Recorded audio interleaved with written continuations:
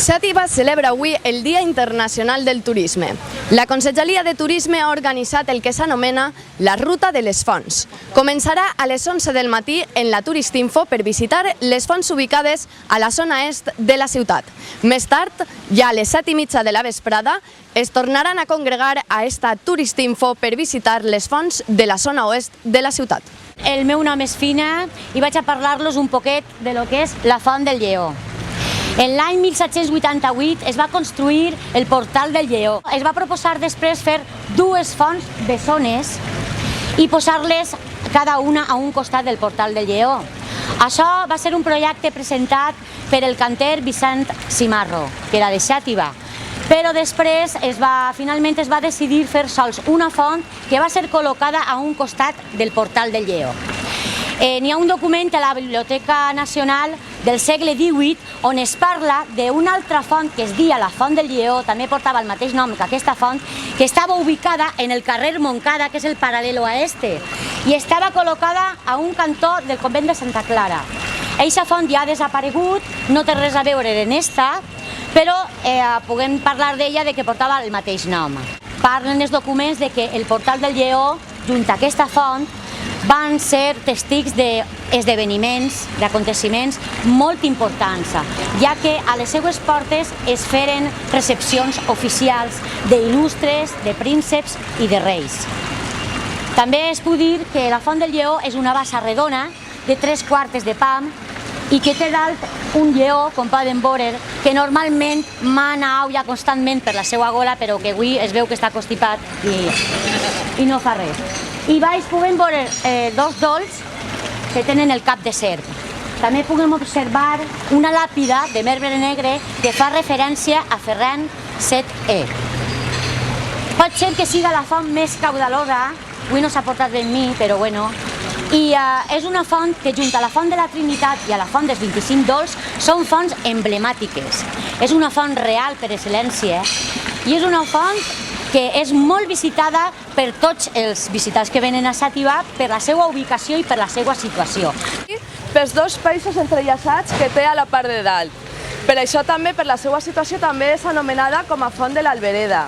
Aquesta font, encara que avui veuen que és una font exenta, estava antigament ubicada a la façana del Mesó del Sol, mesó que estava enfront del portal de Sant Francesc. Per això també se li anomenava Font de l'Albereda. Ha tingut moltes ubicacions al llarg de tota l'Albereda. Fins i tot ha estat ubicada al Portal Fosc, portal d'entrada a la ciutat que es situava així en aquest carrer que puja. També ha sigut reconstruïda moltes vegades. A 1707, en la crema de la ciutat, se li van furtar totes les pedres i a 1717 es decidí tornar-la a fabricar, ubicant-la també altra volta al Mesó del Sol. Altra reconstrucció que va tindre aquesta font va ser a 1858, com poden veure en aquesta làpida que està en la font. La tassa de la font és de marbre de Buixcarró, pedra marmòrea extreta de les canteres de Barxeta. Aquesta pedra s'ha utilitzat des d'època romana a l'arquitectura de Xàtiva. La forma de la bassa és semicircular, com poden veure, i arreplega l'aigua dels dos dolls, que estan apoyats en un pedestal. Sobre aquest pedestal es situa una cornisa volada en la que hi ha una base en la que situen els dos peixos, amb la cua entrellaçada, que això té una al·legoria de les aigües, que seguia l'estil neoclàssic, l'estil academicista del moment.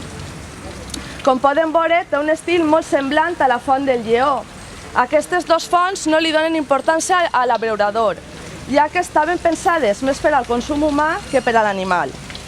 Aquesta font està nodrida per l'aigua del canal de Bellús.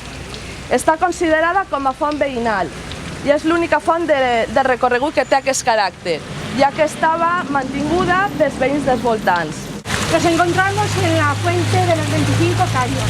Esta fuente es una de las más emblemáticas de Xàtiva, debido a que se encuentra, y es una fuente real del manantial de Bellús. Además, ¿se me oye? Además de que se encuentra, es la primera fuente por orden de llegada del agua a Xàtiva.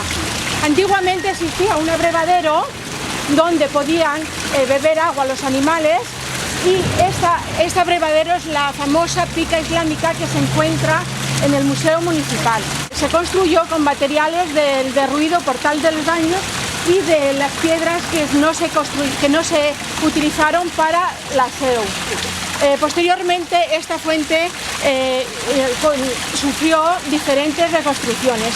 La última de ellas fue en 1914 por el arquitecto municipal José Acuña, que convirtió en rectas las esquinas antes ochavadas.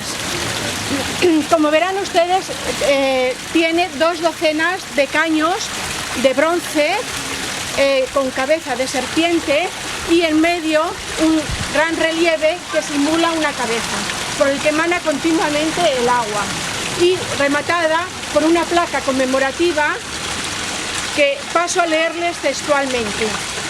La sed apagó al labrador sediento, con mis cristales Setavis florece, crece el comercio, la labranza crece, población i cosechas a creciento. Em diuen Isabel i soc l'encarregada d'explicar-vos aquesta font. Ens trobem en la plaça d'Aldomar o d'Alexandre VI, on es troba altra de les fonts reials de la ciutat de Xàtiva, alimentada del manantial de Bellús. Data de la primera meitat del segle XVIII i és d'estil barroc, encara que segueix models gòtics. Realitzada totalment en pedra, destaca la utilització de la pedra de barxeta o de buixcarró, material de la serra propera, utilitzat freqüentment en l'arquitectura setavense. Consta d'una bassa redona, al centre de la qual té l'arbre amb 4 dolls i forma abalaustrada, sostenint una copa poligonal amb una bola ovalada i gallonada, vol dir que no és redona. Aquesta font, encara que ja està més enfocada a l'ús de les persones, continua també tenint el sistema d'abreurador, el que es pot endevinar fàcilment pel tamany de la seva bassa i l'altura de la mateixa, que podien arribar els animals de gran tamany a l'aigua amb facilitat. Està situada, com ha dit molt bé Anna, davant de la porta natalícia de la casa d'Alexandre VI. I només em queda per dir-vos que aquesta plaça antigament era denominada Plaza d'Esborcha. Mi nombre es Consuelo y voy a hablarles de la Fuente de la Trinidad. Para empezar, decirles que es la fuente más antigua de la ciudad. Se construyó en el siglo XV y aunque la documentación se perdió después de un incendio de los archivos allá por el 1707, sí tenemos constancia de que ha sido restaurada a lo largo del siglo XVIII y posteriormente en la década de los 80 del siglo XX. Como ven, está ubicada en un lugar estratégico. Esto era Camino Real. Esta es en la Plaza de la Trinidad, como todos conocemos. Está situada junto a edificios tan emblemáticos como el Palacio de Alarcón o como el Convento de los Trinitarios. Y es el lugar donde desemboca la calle señorial por excelencia de esta ciudad, la calle Moncada, donde se ubicaban la mayoría de los palacetes de la nobleza setavense. Es una fuente de estilo gótico, la única fuente gótica que tenemos en la ciudad y una de las pocas fuentes góticas que aún quedan a lo largo de la Comunidad Valenciana. Esta fuente es una fuente exenta, es decir, está aislada, no está adosada a ningún muro. Y es una fuente que ha servido de modelo para la construcción de otras posteriores. Para la construcción de esta fuente no solamente se ha pretendido la utilidad, también se ha buscado la belleza. Es, por lo tanto, una de las fuentes más estimadas por todos los ciudadanos. Como ven, consta de una taza de planta octogonal, en cuyo centro se levanta una columna adornada con filitas góticas. Esta columna se abre para formar la base de una copa. La copa está continuada por un tambor. Ese tambor también es octogonal y en cada una de sus 8 caras se ven esculpidos de forma alterna los escudos de Xàtiva y de Aragón. Estos escudos en su momento estuvieron pintados, estaban policromados, pero la acción del agua ha ido erosionando las aristas y ha ido eliminando ese policromado. Muy bien, pues la fuente se continúa con una pirámide. Esta pirámide está rematada en sus vértices con filas de ganchillo, un elemento gótico clarísimo.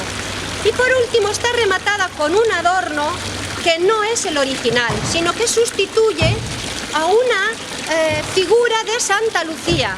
Santa Lucía fue una virgencita que estaba en la capilla de la iglesia de este convento y que le dio nombre a esta plaza en sus orígenes. Como anécdota, decirles que en el paso de Fernando VII por esta ciudad hacia Valencia, el monarca quería hospedarse en este palacio y para permitir el paso de su carroza real tuvieron que desmontar la fuente, trasladarla y después volverla a montar y ubicarla en su sitio original.